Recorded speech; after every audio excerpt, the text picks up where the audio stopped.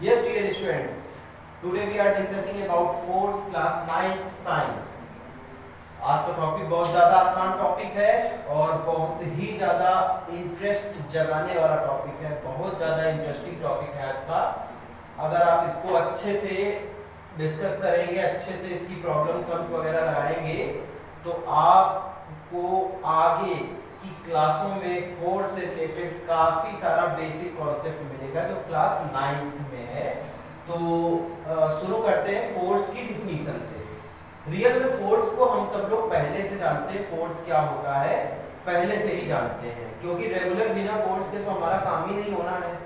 बिना फोर्स के अगर हम सोचे, बिना फोर्स के एक कोई छोटा सा बच्चा जिसका जन्म हुआ है, न्यू बॉर्न बेबी, वो बच्चा भी फोर्स अप्लाई कर रहा होता है, वो बच्चा भी फोर्स अप्लाई कर रहा होता है। तो फोर्स क्या है, बहुत आसान सा है।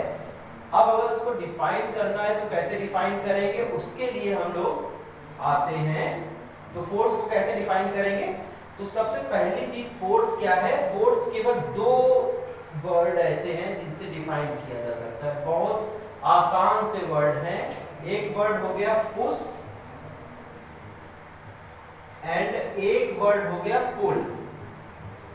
अब कहेंगे, आप कहेंगे सर ये तो बहुत ज्यादा आसान चीज आपने बता दी, पुश एंड पुल तो आप लोग रेगुलर देखते होंगे, कहीं शॉपिंग मॉल पे जाते हैं, कहीं किसी के ऑफिस में जाते हैं तो जो डोर होता है कभी कभी उस पर लिखा होता है पुश या पुल में से कुछ। अब ये बात अलग है कि आप पुश को क्या समझते हैं।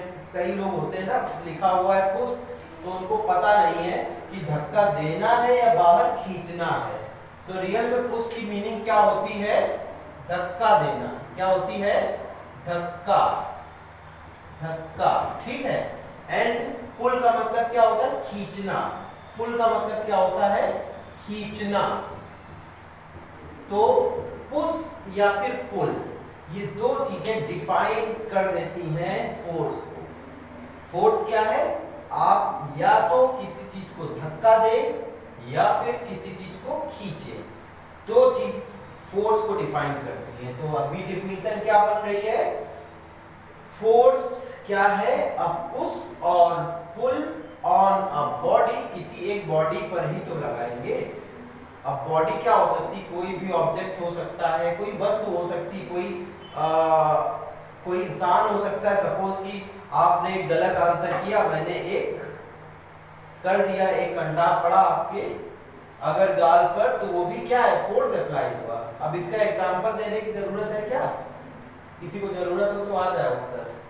तो पुश एंड पुल ये हमको डिफाइन कर दे रहा है फोर्स को। फोर्स क्या है, सबको समझ में आया क्या है, बहुत आसान सी डिफिनीशन। क्या बताइए, एक लाइन की डिफिनीशन है, अ पुश और pull on a body is called force. तो बहुत आसान है। अब फोर्स को हम डिवाइड करेंगे। फोर्स को सबसे पहला काम, फोर्स को पहले तो इसका जो भी कैरेक्टरिस्टिक्स है वो बाद में, पहले इसको डिवाइड करते हैं। फोर्स के टाइप्स, हमारा जो फोर्स है वो कितने टाइप का है, इस लेसन में आपका जो 9th क्लास का साइंस का लेसन है उसके अकॉर्डिंग फोर्स हमारा कितने टाइप का है, इस चीज को हमें समझना है।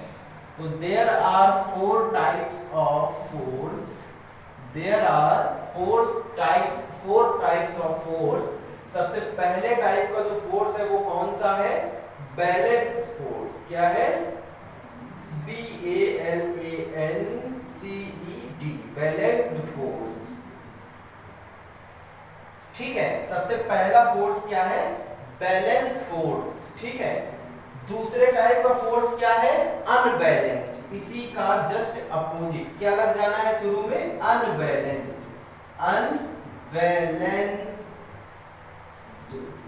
अनबैलेंस्ड फोर्स, ठीक है।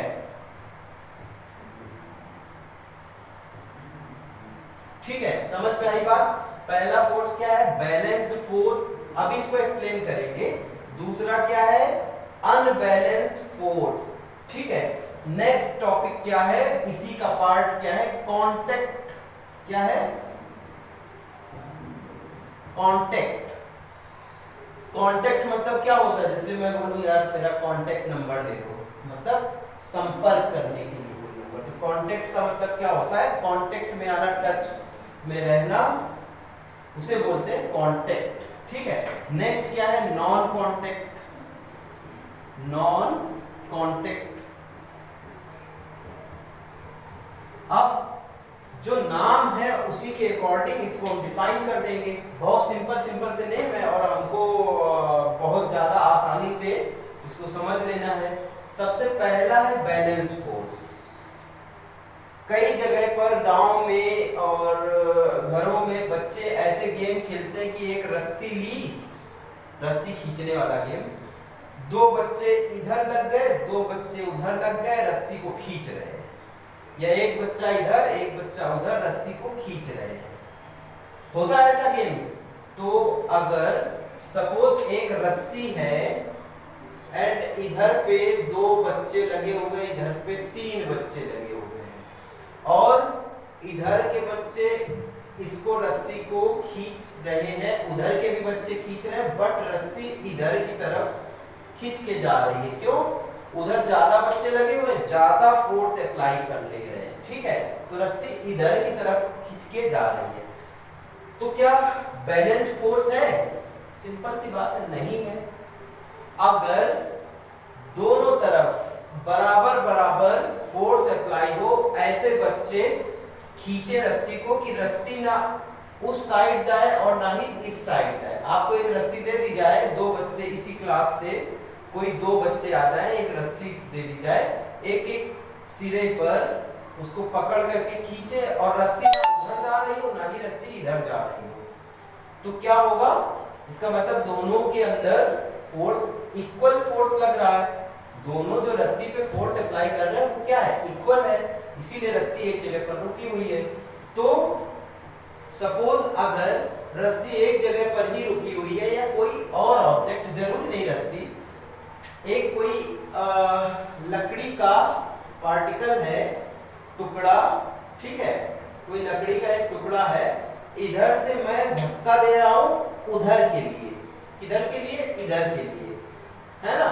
सपोज हमने F1 बल लगाया, F1 फोर्स अप्लाई किया इधर से F2, एंड एक चीज अभी और बताएंगे, इसका यूनिट क्या होता है? न्यूटन। क्या यूनिट होता है? न्यूटन। लिख दे रहे हैं इसको। यूनिट क्या होता है? यूनिट होता है न्यूटन। न्यूटन, न्यू तो समझते हो ना, नया, तो आपके लिए नया चैप्टर है, उसी से याद रखिएगा, न्यूटन या न्यूटन। अभी लिखते हैं न्यूटन लॉ ऑफ मोशन, बाद में बताएंगे न्यूटन। अभी क्या है? इसका यूनिट क्या होता है? न्यूटन। अभी F1 फोर्स अप्लाई हुआ इस लकड़ी के टुकड़े पर उधर के लिए, एंड इधर के लिए F2 अप्लाई हुआ। अगर ये टुकड़ा अपनी जगह पर रुका रहेगा तो दोनों फोर्स इक्वल है। हाँ, F1 is equal to F2, तो फोर्स क्या हो गया? बैलेंस फोर्स हो गए। अगर ये टुकड़ा इधर की तरफ आने लगे, इसका मतलब ये बंदा क्या है? कमजोर पड़ रहा है, इसका फोर्स कम है, कम फोर्स अप्लाई कर पा रहा है, तो ये खींच ले जा रहा है। इसका मतलब क्या हुआ कि भाई इनका फोर्स कम है, तो बैलेंस फोर्स नहीं बोलेंगे। क्लियर? अब इसके बाद आते हैं नेक्स्ट पे, यानी कि हम यहाँ पर लिख दे रहे हैं कब? जब रिजल्टेंट फोर्स दोनों, जितना इधर फोर्स लग रहा होता है इधर, तो दोनों फोर्स बराबर हो गए, अपोजिट डायरेक्शन पे है, तो जितना प्लस का फोर्स उतना ही माइनस में, तो रिजल्टेंट फोर्स क्या हो गया? जीरो। क्लियर? अनबैलेंस्ड फोर्स में क्या होता है? रिजल्टेंट फोर्स जीरो नहीं होता है। बैलेंस फोर्स अगर आपको समझ में आया है तो अनबैलेंस्ड फोर्स में अब मैं फोर्स ये नहीं बताऊंगा। क्यों नहीं बताऊंगा? क्योंकि ये जस्ट इसी का अपोजिट है बेटा। 9th क्लास में है आप, तो कुछ तो आता होगा, तो इसको मैं नहीं डिफाइन करूंगा। अनबैलेंस्ड फोर्स क्या है? जहां पर दो फोर्स या 10 फोर्स, 5 इधर 5 उधर लगे हैं, 4 इधर और 6 उधर लगे हुए, कोई फोर्स दो लगे हुए अलग अलग साइड में, और कोई ऑब्जेक्ट पर जिस पर लगे वो किसी एक साइड खिसक रहा है, एक साइड क्या हो रहा है, उस पे फोर्स या पुल जो भी हो रहा है, तो वो एक साइड जा रहा है चल के। इसका मतलब फोर्स क्या है? अपोजिट डायरेक्शन में लगने वाले जो फोर्स है वो इक्वल नहीं है, तभी जो ऑब्जेक्ट है वो एक जगह से दूसरी जगह मूव कर रहा है। तो फोर्स जो रिजल्टेंट होगा, रिजल्टेंट फोर्स जो भी रिजल्टेंट होगा, इसमें छोटा r बनाते हैं, रिजल्टेंट फोर्स हमारा क्या होगा, is not equal to zero, is not equal to zero. Clear. अब इसके बाद कांटेक्ट फोर्स क्या होता है। कांटेक्ट फोर्स का एग्जांपल मैं अभी दे चुका हूं थोड़ी देर पहले, कि ऐसा फोर्स जिसके लिए कुछ टच करना पड़े। आपसे मैंने एक क्वेश्चन पूछा, आपने आंसर नहीं बताया, मैंने आपको पास में बुलाया और आपके गाल पर एक प्यार से अच्छे से दे दिया मिला करके, तो क्या हुआ, ये कांटेक्ट हुआ ना, ये कांटेक्ट हुआ। आपके गाल पर मेरे हाथ का कांटेक्ट हुआ, हथेली का कांटेक्ट हुआ, और आपका गाल क्या हो गया, गर्म हो गया। क्यों, एनर्जी दे दी ना मैंने आपको, चाहिए किसी को एनर्जी। तो कांटेक्ट फोर्स ऐसे फोर्स जो कांटेक्ट पर आ करके काम करें, ठीक। अब कुछ लोग बोलेंगे, कहेंगे यार कांटेक्ट में बिना आए कैसे फोर्स अप्लाई होगा, तो उसी के जस्ट आगे आपका आंसर मिल जाएगा। रियल में ये सभी कांटेक्ट फोर्स के अंतर्गत आते हैं। नॉन कांटेक्ट फोर्स में क्या है, क्लासिफाई करेंगे अगर सबको अलग अलग टाइप में तो हो जाएगा, but contact and non contact just opposite है। तो नॉन कांटेक्ट फोर्स क्या है, नॉन कांटेक्ट फोर्स कांटेक्ट से जस्ट अपोजिट होता है, जैसे ग्रेविटेशनल फोर्स, ठीक। क्या है, अर्थ किसी को टच किए बिना, अर्थ किसी को, जो जमीन है वो किसी को बिना टच किए अपनी ओर खींच रही है। पेड़ से कोई आम का पेड़ है, उससे कोई एक फल, आम का फल, आम का एक गिराएंगे, आम ज्यादा प्यारा लगता है, सबको ज्यादा पसंद आता है इसलिए आम का। अमरूद का थोड़ा सही नहीं है, कुछ लोग खाते हैं, कुछ लोग नहीं अच्छा लगता होगा। आम मोस्टली ज्यादातर लोगों की पसंद है, इसलिए आम का पेड़ है, उससे एक आम का फल गिरा और वो नीचे गिरा, ऊपर नहीं रुका और ना ही ऊपर की तरफ चला गया। क्यों, क्योंकि उसको ग्रेविटेशनल फोर्स नीचे की ओर खींच रहा है। अब आप बताइए, आम जब लगा हुआ था पेड़ में तो उस पर वो फोर्स अप्लाई था, बट वो मजबूती से वहां पर जुड़ा था, और जब थोड़ा सा पक गया जहां पर वो कांटेक्ट में जुड़ा हुआ है, वहां पर पकने के बाद थोड़ा सा वीक हो गया जहां जॉइंट था, तो वो नीचे, अब फोर्स ज्यादा लग रहा था नीचे, वो फोर्स ज्यादा हुआ तो वो उधर क्या हुआ, अट्रैक्ट होके नीचे आके गिर गया। अब इसमें आप एक चीज बताइए कि क्या अर्थ ने उसको टच किया, तोड़ा क्या जाकर, नहीं ना, अपने आप गया वो टूटकर। तो ऐसे फोर्स। एंड दूसरा एग्जांपल क्या हो गया, एक तो हो गया अर्थ वाला, ठीक है, ग्रेविटेशनल फोर्स, ग्रेविटेशनल जी से डिनोट करेंगे, ग्रेविटेशनल फोर्स जो होते हैं ग्रेविटी वाले वो फोर्स।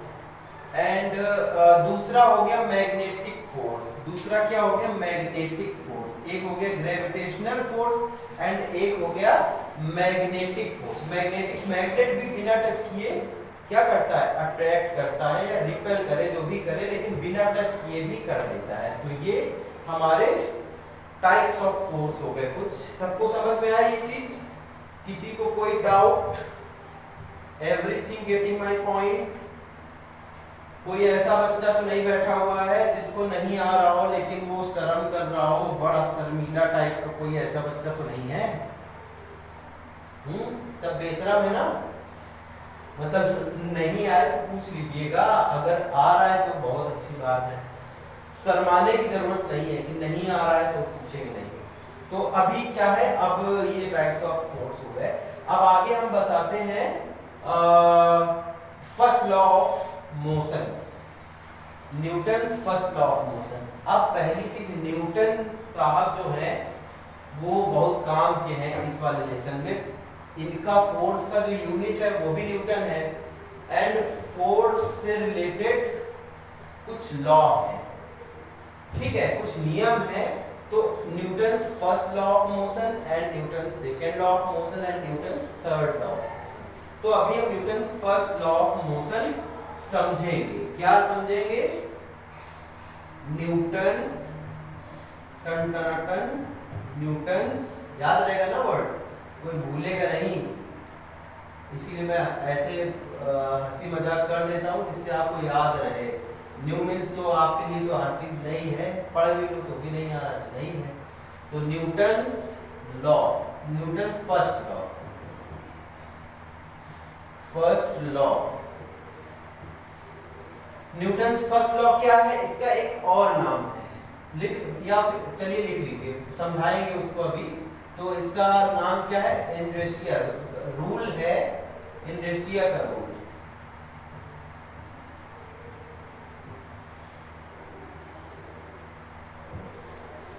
क्या है, न्यूटन्स फर्स्ट लॉ, इनरेस्टिया।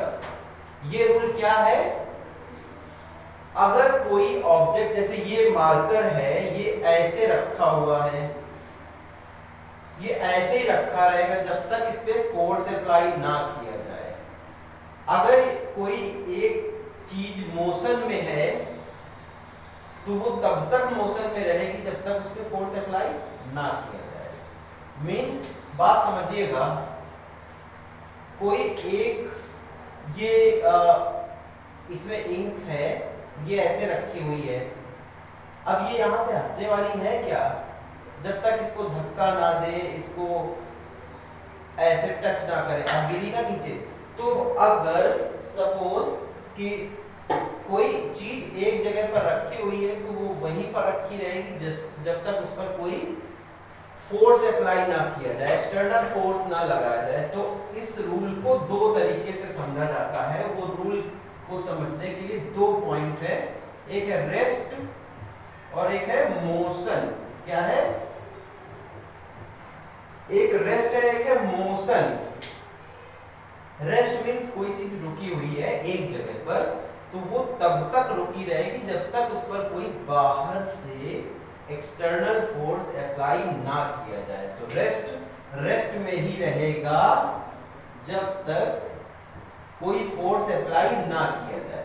मोशन में अगर कोई ऑब्जेक्ट है तो मोशन में ही रहेगा जब तक उस पे कोई फोर्स ना अप्लाई किया जाए। जैसे कोई चीज चल रही, कोई सपोज कि हम कोई गाड़ी चल रही है, कोई कार चल रही है, तो एक बार उसमें एक्सेलरेटर दे दिया, वो चल रही है, फिर बार बार देना पड़ता है। क्यों देना पड़ता है, क्योंकि एक फ्रिक्शनल फोर्स लग रहा होता है जो रोड पहियों पे, टायर पे लगा रही होती है। अगर वो ना हो तो एक बार उसको मिल गया, जो फोर्स मिल गया, तो वो रेगुलर चलती रहेगी।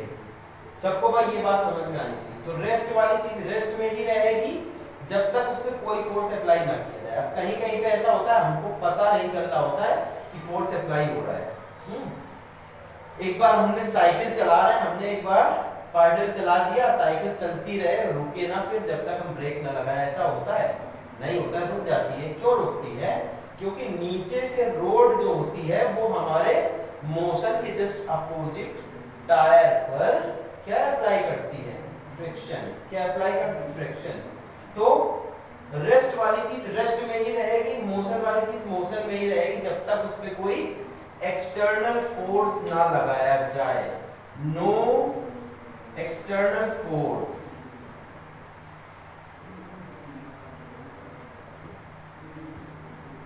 No external force. अगर हम कोई एक्सटर्नल फोर्स नहीं लगाएंगे तो रेस्ट वाली चीज रेस्ट में रहेगी, मोशन वाली चीज मोशन में रहेगी। अगर हमने फोर्स अप्लाई कर दिया तो रेस्ट वाली चीज क्या हो जाएगी, मोशन में आ सकती है, ठीक है। एंड मोशन वाली चीज, मोशन वाली चीज रेस्ट में आ सकती है। अब बोलो कैसे? कोई गाड़ी चल रही है, हमने ब्रेक लगाई, ब्रेक भी तो एक फोर्स अप्लाई किया, गाड़ी रुक गई। तो मोशन वाली चीज रेस्ट में आएगी कब? जब कोई एक्सटर्नल फोर्स अप्लाई किया जाएगा, ठीक है। तो ये लिखे यूज एक्सटर्नल फोर्स।